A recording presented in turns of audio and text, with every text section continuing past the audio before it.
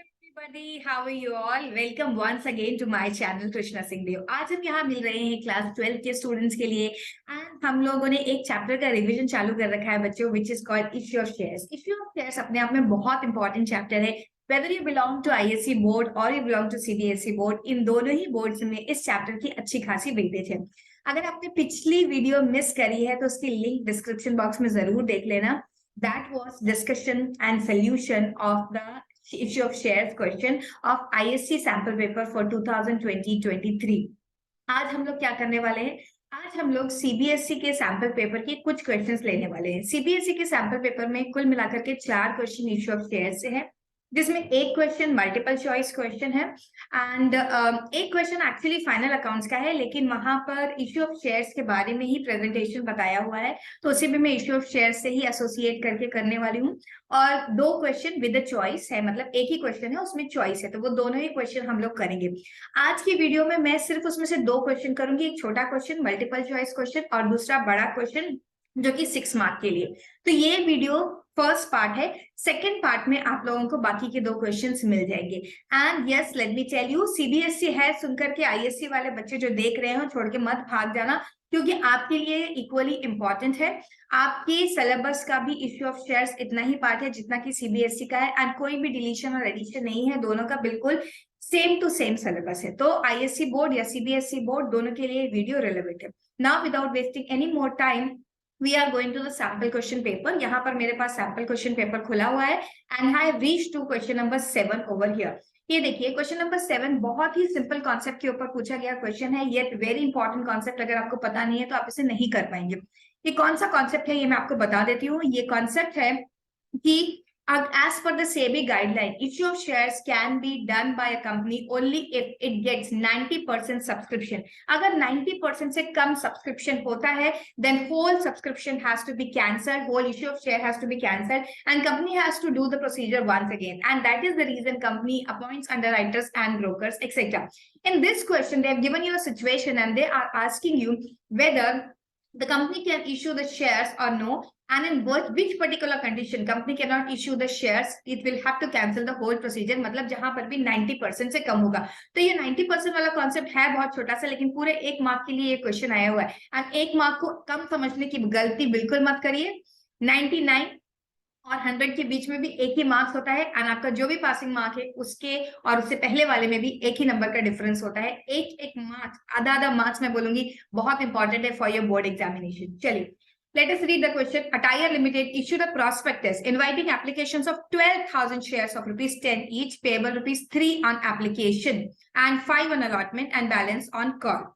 Okay, public had applied certain number of shares, हमें बताया नहीं गया कितने number of shares, and application money was received। Which of the following application money, if received, restrict the company to proceed with the allotment of shares as per SEBI guideline। मतलब कि सबसे पहले मुझे पता ये होना चाहिए कि 12,000 का 90% कितना होता है।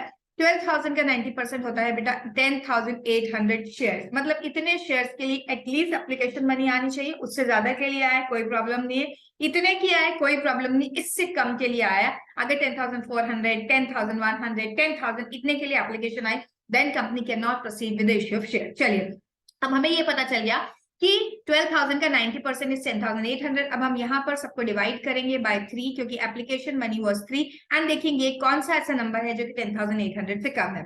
तो यहाँ पर अगर हम देखेंगे तो ये आ रहा है 12,000 एग्जैक्टली, ये नहीं हो सकता है, this is not our answer.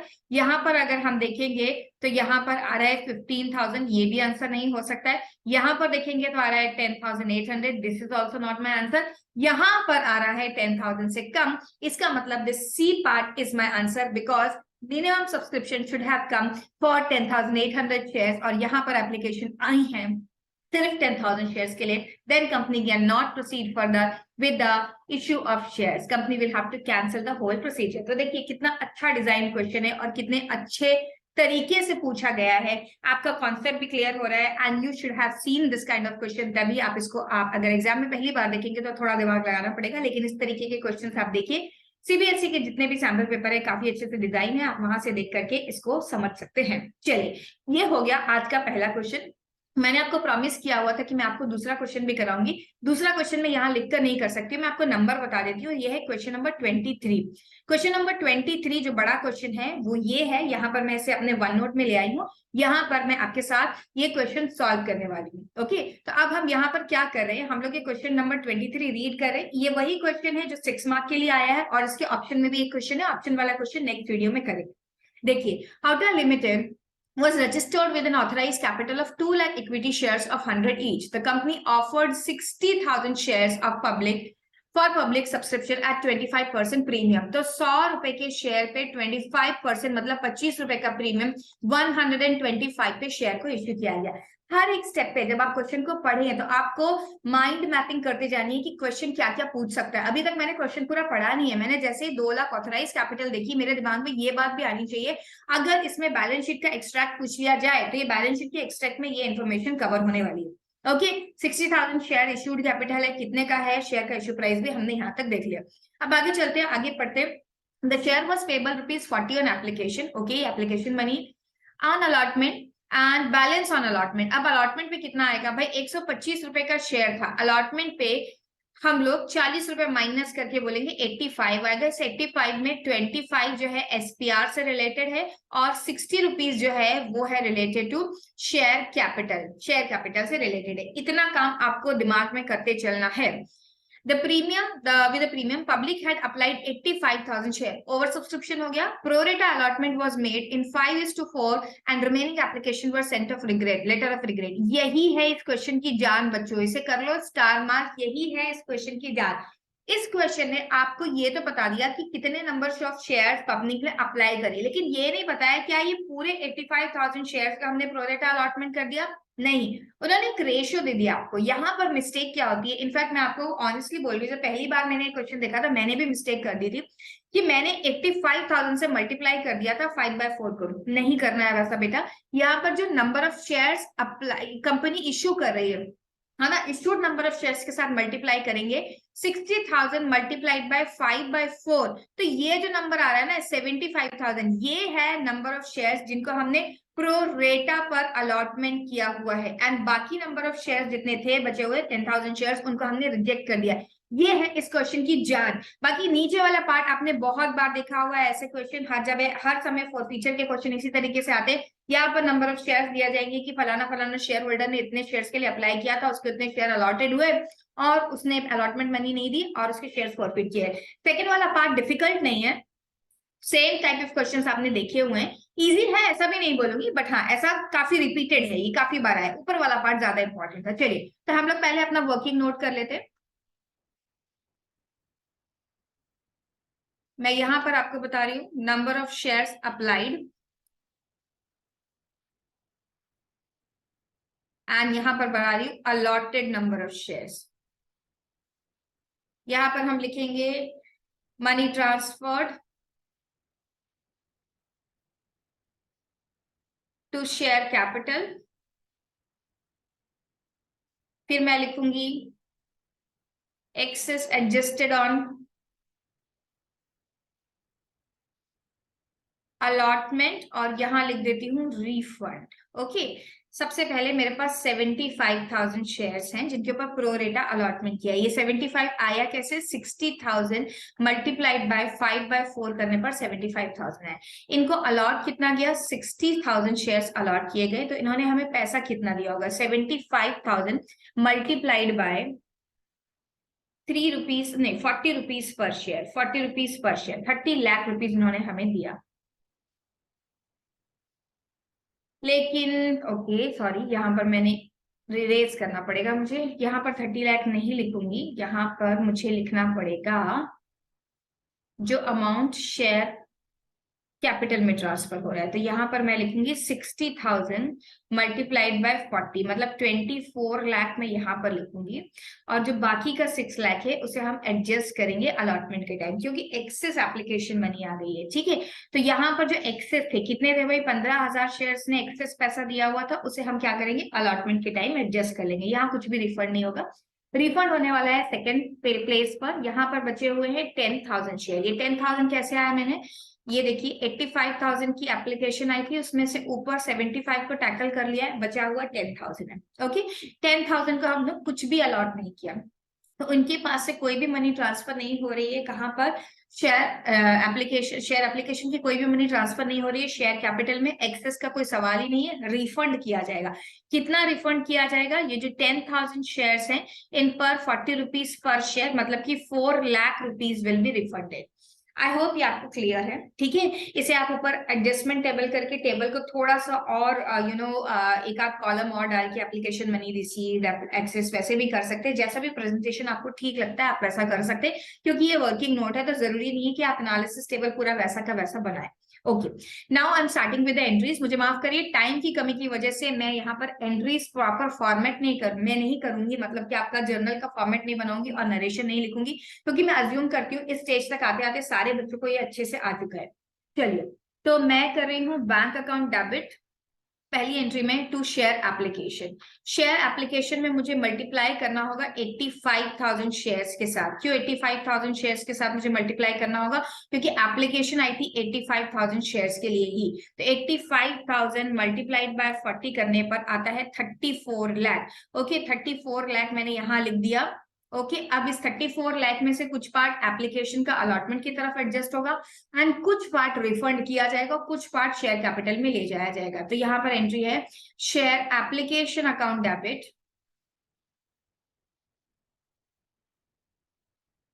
To share capital. आप इक्विटी शेयर कैपिटल भी लिख सकते हैं, शेयर कैपिटल अकाउंट।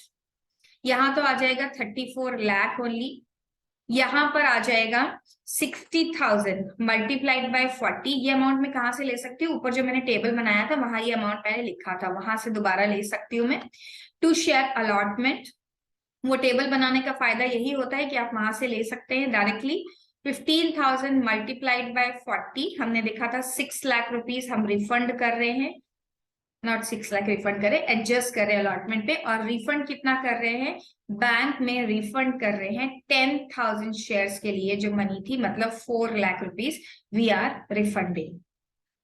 ओके, इस तरीके से हमारी सेकेंड एंट्री हो गई है। अब आ रही है थर्ड एंट्री। थर्ड एंट्री है शेयर अलॉटमेंट की। तो यहाँ पर प्रीमियम है, ध्यान से करिएगा। शेयर अलॉटमेंट अकाउंट को हम डेबिट करेंगे। 85 रुपीज मल्टीप्लाइड बाय 40,000, ये आ रहा है 51 lakh rupees. To share capital भी आएगा यहाँ पर बच्चों, और सिक्योरिटी प्रीमियम रिजर्व भी आएगा। अब यहाँ पर 60 रुपीज मल्टीप्लाइड बाय 40,000, मतलब कि 24 लाख में ले जाऊंगी, सॉरी 40 नहीं है ये amount, is it 60? Yes, this is 60 बच्चों, एंड दिस इज ऑल्सो 60। मैंने गलती से 40 लिख दिया, 60। सो 6 द 36, ये है 36 लाख। ओके, 36 लाख रुपीज हम लोग ले जा रहे हैं शेयर कैपिटल में, और सिक्योरिटीज प्रीमियम रिजर्व में हम ले जा रहे हैं 25 rupees multiplied by 60,000 share. Okay, तो ये हम लिख रहे हैं 15 लाख रुपए। अब यहाँ क्या हो गया, अब हमें सेकेंड पार्ट ऑफ क्वेश्चन पढ़ना पड़ेगा। एक शेयर होल्डर ने डिफॉल्ट कर दिया। पहले मैं एंट्री पास कर देती हूँ, फिर मैं यहाँ के फिगर्स के लिए आपको एक वर्किंग नोट और बताऊंगी। बैंक अकाउंट डेबिट, एक आनंद करके शेयर होल्डर था, उसने क्या करा है, डिफॉल्ट करा है। तो कॉल्स इन अरियर्स का अकाउंट ओपन करना ही पड़ेगा, इसलिए मैं एंट्री करके रख दे रही हूँ। Calls in arrears account debit to share allotment. सबसे पहले आप ये देख लीजिए शेयर अलॉटमेंट के क्रेडिट में कितना अमाउंट आएगा। क्या जो हमने ऊपर लिखा है वही अमाउंट आएगा, ये 51,000? आंसर इज नो, 51 लाख नहीं आएगा, नॉट 1000। 51 लाख में से मुझे क्या करना पड़ेगा, जो अमाउंट पहले मिल गया था। कितना अमाउंट पहले मिल गया था हमें, एप्लीकेशन के टाइम एक्सेस मनी मिली थी, ये वाली एक्सेस मनी, इसे हम लोग यहाँ पर क्या करेंगे, एडजस्ट कर लेंगे। क्यों एडजस्ट कर लेंगे, because this money has already come before hand. तो इसे हम माइनस कर ही अलॉटमेंट को क्रेडिट करेंगे। सो 51 लाख माइनस 6 लाख, जब हम माइनस करेंगे तो यहाँ पर आएगा 45 लाख स्टूडेंट्स। 45 लाख लिख लीजिए। अब बैंक में कितना अमाउंट आया, ऊपर जाना पड़ेगा, एक बार पढ़ना पड़ेगा आनंद के बारे में, आनंद ने क्या लिखा हुआ था। ये देखिए, मिस्टर आनंद होल्डिंग 4000 शेयर। तो सबसे पहला काम जो मुझे ये करना है वो ये करना है कि आनंद ने कितने नंबर ऑफ शेयर अप्लाई किए थे वो निकालो। क्यों? क्योंकि Anand was also one of the share allottee जिसने ज्यादा नंबर ऑफ शेयर के लिए अप्लाई किया था और उसे कम मिल रहे हैं। ओके, तो मैं इसी टेबल के नीचे से कर सकती हूँ। उसके जो नंबर ऑफ शेयर्स थे अप्लाइड में कैसे निकालूंगी, ये देखिए, जिन लोगों ने 4000, जिनको 4000 शेयर्स अलॉट किए गए, सॉरी नॉट 4000, जिन लोगों को 60,000 शेयर्स अलॉट किए गए, ऐसे लिख लेते हैं इसको हटाकर, 60,000 शेयर्स अलॉट किए गए, उन्होंने 75,000 शेयर्स के लिए एप्लीकेशन दी थी। तो आनंद के 4000 शेयर्स के लिए कितनी एप्लीकेशन आई थी वो ऐसे निकालेंगे, 75,000 डिवाइडेड बाय 60,000 मल्टीप्लाइड बाय 4,000। तो आंसर आ रहा है 5,000। उसने 5,000 शेयर्स के लिए एप्लीकेशन मनी दिया था। ओके, तो उसके अलॉटेड नंबर ऑफ शेयर्स थे 4,000, he had applied for 5,000. now उसका 5,000 मल्टीप्लाइड बाय 40, इतना अमाउंट 2 लाख रुपीस का अमाउंट उसने दिया होगा, लेकिन उसमें से हम लोग पूरा का पूरा अमाउंट ट्रांसफर नहीं करेंगे शेयर कैपिटल, ओनली 4,000 शेयर्स के रिस्पेक्ट में करेंगे। तो 4,000 मल्टीप्लाइड बाय 40 मतलब कि 1,60,000 हमने यहाँ पर किया होगा। एंड उसकी जो एक्सेस मनी होगी, वो एक्सेस मनी कितना होगा, 1,000 मल्टीप्लाइड बाय 40 मतलब कि 40,000 उसकी एक्सेस मनी शेयर अलॉटमेंट के टाइम यूज करी गई होगी। तो अगर मैं डिफॉल्ट निकालूं कि इसने कितना कॉल्स इन अरियर्स किया, तो देखो बेटा, उसका जो ड्यू अमाउंट है, कितना ड्यू अमाउंट है, उसका ड्यू अमाउंट है, यहाँ बड़ा ब्रैकेट लगाती हूँ, अंदर छोटा ब्रैकेट लगाऊंगी, 4,000 मल्टीप्लाइड बाय अलॉटमेंट पे उसे 85 रुपीज देने थे। तो 4,000 मल्टीप्लाइड बाय 85 करते हैं तो 3,40,000 देने थे, लेकिन उसमें से ऑलरेडी इसने कितना अमाउंट दिया हुआ है, ऊपर हमने देखा कि 40,000 उसने ऑलरेडी दिया हुआ है। ओके, तो हमें क्या करना है, इसके कॉल्स इन अरियर्स में जो अमाउंट लिखना है, that amount is going to be 3 lakh only. क्यों? क्योंकि उसने 40,000 रुपीज दे दिया था। बस इसी बात पे ध्यान रखना आप लोग कि उसका जो डिफॉल्ट है वो कितना है, that is 3 lakh rupees only. तो 45 lakh minus 3 lakh is 42 lakh. 42 lakh he company को मिला होगा। ओके, ये बात आप ध्यान से करेंगे। अब इसके बाद क्या हुआ, कंपनी ने क्या किया, इसके शेयर्स को फोरफीट कर लिया गया। मेरे पास यहाँ पर क्वेश्चन है तो यहाँ से मैं कर रही हूँ, कंपनी ने इसके शेयर फोरफीट कर लिए। फोरफीचर की एंट्री पास करेंगे हम, शेयर कैपिटल अकाउंट को डेबिट करेंगे। जब भी फोरफीचर की एंट्री विद प्रीमियम होती है तो हमें देखना होता है प्रीमियम अमाउंट पे किया गया कि नहीं पे किया गया। नहीं पे किया गया इन दिस केस, क्योंकि अलॉटमेंट के साथ प्रीमियम था, आनंद ने अलॉटमेंट नहीं दिया है। तो सिक्योरिटी प्रीमियम रिजर्व को भी हमें क्या करना पड़ेगा, डेबिट करना पड़ेगा। Security premium reserve account will be debited to share forfeiture and to calls in arrears.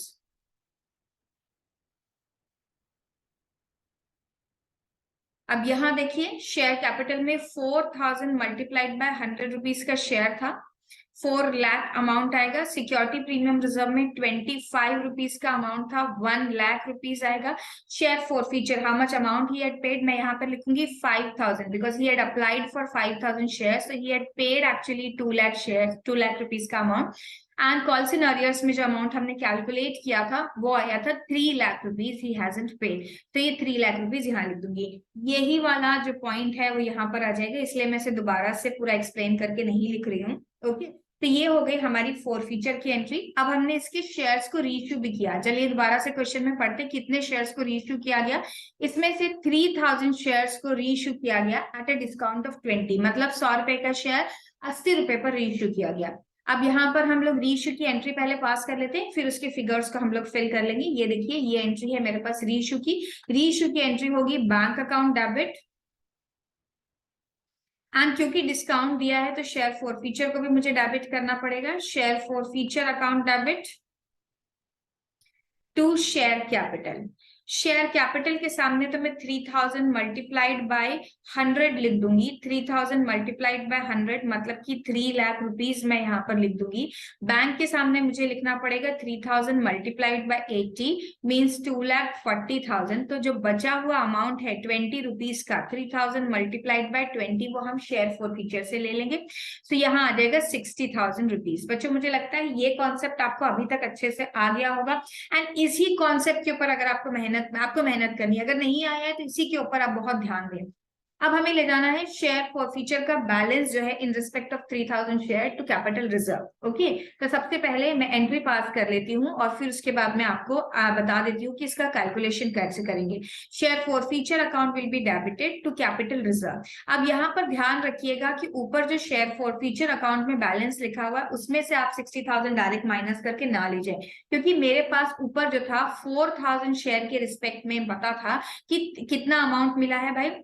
4000 share के रिस्पेक्ट में हमें अमाउंट मिला था 2 lakh rupees. Okay, 2 lakh rupees का अमाउंट हमको मिला था, तो मुझे पहले निकालना है कि 3000 शेयर्स के लिए इसका प्रोपोर्शनेट अमाउंट कितना है, जिसे हम यूनिटरी मेथड भी बोलते हैं। तो 2 lakh multiplied by 3000 divided by 4000, तो ये अमाउंट जो आता है वो होता है 1,50,000। अब इस 1,50,000 में से यूटिलाइज्ड अमाउंट कितना है, ये जो ऊपर लिखा है ना, this is utilised amount, this amount is utilised amount. तो 1,50,000 में से हम क्या करेंगे, 60,000 रुपीज माइनस कर देंगे, because this is being utilised. हमने क्या कर लिया, ऐसे यूटिलाइज कर लिया, तो बचा कितना, 90,000। ये जो 90,000 है ना, this is the profit of company. इसे आप जाएंगे और यहाँ पर लिखेंगे। ओके, ये रहा 90,000 रुपीज, ये कंपनी का क्या है, कैपिटल रिजर्व है। तो बच्चों अच्छा क्वेश्चन था, काफी सारी चीजें रिपीटेड थी, जैसा मैंने आपको पहले भी बोला है इश्यू ऑफ शेयर के क्वेश्चन में होता ही है, रिपीटेड चीजें आती है। लेकिन यस, एक जो पॉइंट डाला था कंपनी ने, इश्यू अलॉटेड का रेशियो दे दिया था, वो बहुत इंपॉर्टेंट पॉइंट था, आप उसे अच्छे से देख लेंगे। एंड यस, अगर आपने मेरे साथ साथ नहीं लिखा है तो आप इस क्वेश्चन को एक बार खुद से सॉल्व करने की कोशिश करिए, और अगर फिर भी दिक्कत आती है तो इस वीडियो को एक बार रिप्ले करके देख लीजिए और फिर इस क्वेश्चन को सॉल्व करिए। जैसा मैंने पहले बोला, ये पार्ट 1 था, पार्ट 2 में हम फिर से मिलेंगे। तब तक के लिए आप अच्छे से प्रैक्टिस करते रहिए, अपना बहुत ख्याल रखिए, क्योंकि एग्जाम्स पास है, तो ऐसा कोई भी काम नहीं करिए जिससे कि यू कैन फॉल सिक, जिससे कि आप डिस्ट्रैक्ट हो पाए, और ऐसा कुछ भी मत करिए जो आपको पढ़ाई से दूर ले जाए। चलिए फिर मिलते हैं, तब तक के लिए बाय। एंड यस, चैनल को अगर आपने सब्सक्राइब नहीं किया है तो सब्सक्राइब करना मत भूलिए, एंड वीडियो को लाइक एंड शेयर करना बनता है। बाय।